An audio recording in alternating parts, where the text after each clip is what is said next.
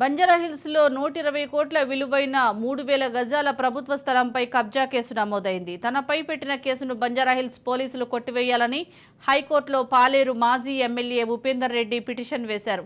షేక్పేట్ తహసీల్దార్ ఇచ్చిన ఫిర్యాదుతో మాజీ ఎమ్మెల్యే ఉపేందర్ రెడ్డిపై నాన్ బెయిలబుల్ కేసు నమోదు చేశారు బంజారాహిల్స్ పోలీసులు.